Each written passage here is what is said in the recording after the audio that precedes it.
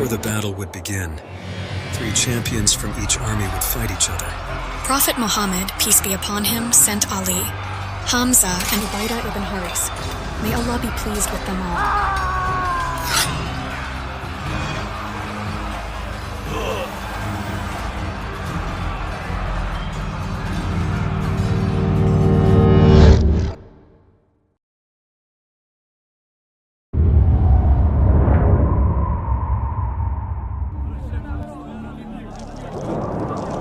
Quraysh had gathered the largest army ever to fight against the Muslims.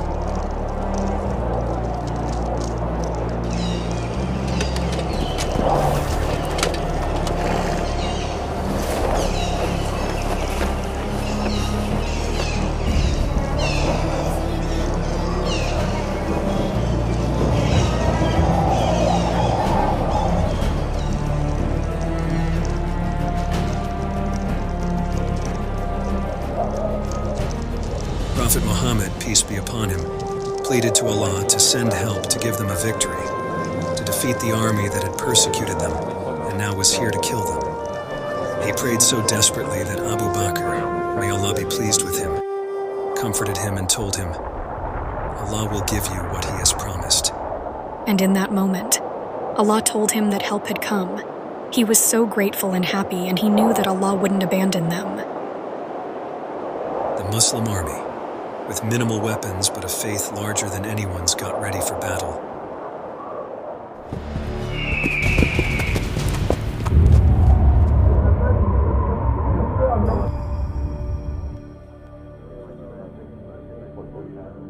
So what is your estimate? There are 300 men. Half of them don't even have armors. But you shouldn't fight them. They have a spirit unlike I've seen before. They will not die without killing one at least. And if 300 of you die, what good will that victory be? I did not ask your opinion. Get lost. Come on. Why are we even doing this? It is our tribesmen, our kin in the other army. We don't have to fight them. Oh, Utbah, did you get scared hearing about their army? Did your father raise a coward? I'm no coward. I do not see a point in this battle, but I am not a coward, and I am loyal to this army. You'll regret calling me a coward. Come, Shayba and Walid. Me, my brother, and my son will begin the battle. We will show you who our father raised.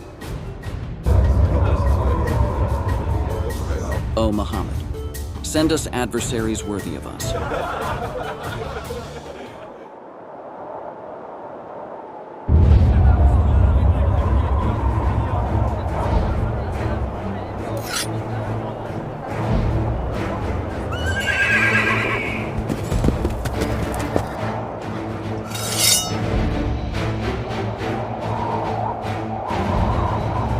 Before the battle would begin, 3 champions from each army would fight each other.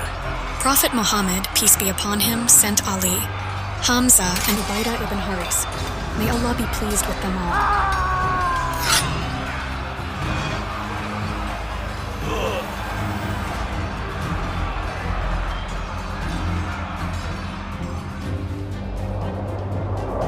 The Muslims defeated all 3 of them. Now the battle began.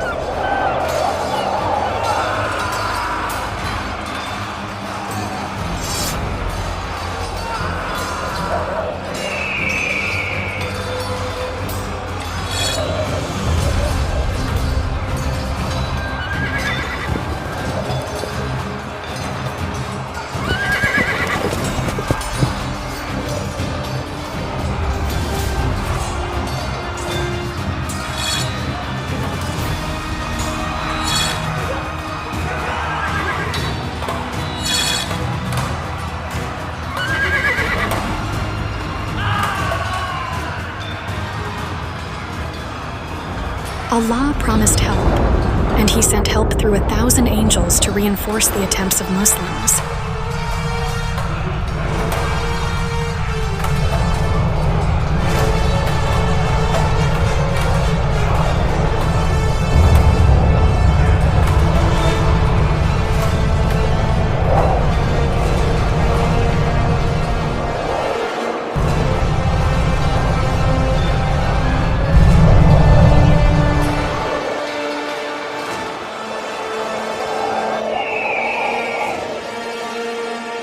Can you please tell us which one is Abu Jahal?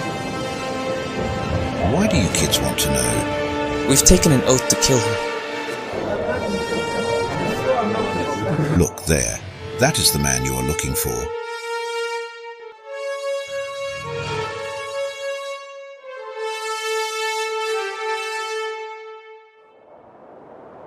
Prophet Muhammad, peace be upon him, kept praying to Allah in between the fighting.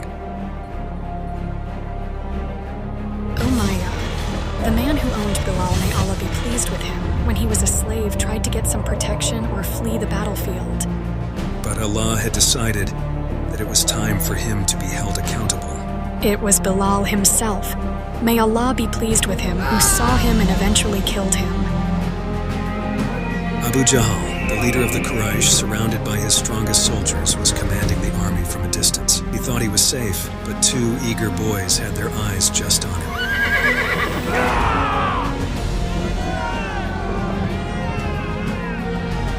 Abu Jahal, the sworn enemy of Prophet Muhammad, peace be upon him, the man who left no opportunity to ridicule and persecute Muslims, was killed by two young boys.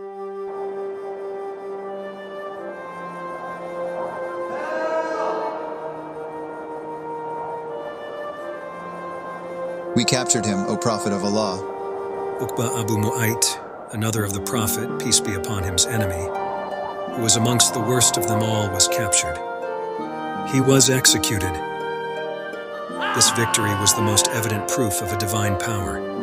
Allah had promised Prophet Muhammad, peace be upon him, help, and how incredible was his help.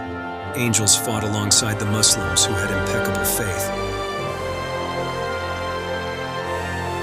This is Abu Jahal. When Prophet Muhammad, peace be upon him, saw that Abu Jahal had been killed, he said that the pharaoh of this nation has died. All of the people who had ridiculed Prophet Muhammad, peace be upon him, for so many years in Mecca were killed one by one. Their bodies were put into a well.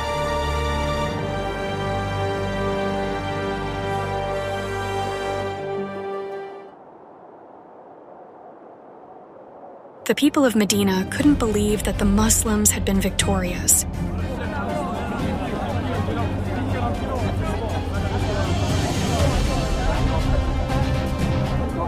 What should we do with the prisoners? Should we execute them? No, let's make them slaves. Prophet Muhammad, peace be upon him, guided the Muslims to take care of the prisoners until their ransom was paid and they were sent back to Mecca.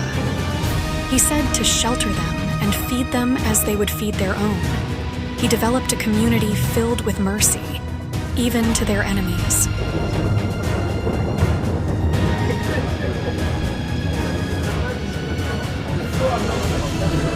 The Muslims were so just and kind that a lot of the prisoners were touched and eventually accepted Islam.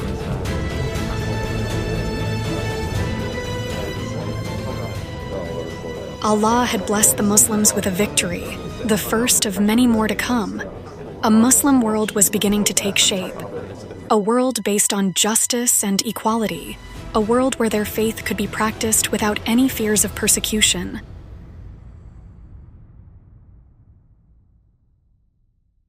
A boy, born an orphan, was chosen by the Almighty for such an incredible mission. Now a grown man, he made the truth win and the evil to be defeated. He set up a nation which believed in truth, justice, and mercy. In every moment of his journey, he exhibited such wisdom and a perfect faith, something which we can all learn from. The army that the Quraysh had gathered was one of the largest during that time. Nobody expected them to be defeated. 70 of their men were killed, another 70 were captured. Were they going to let this defeat go? Of course not. This defeat in Badr reinvigorated their animosity towards Islam, and they would hit back soon.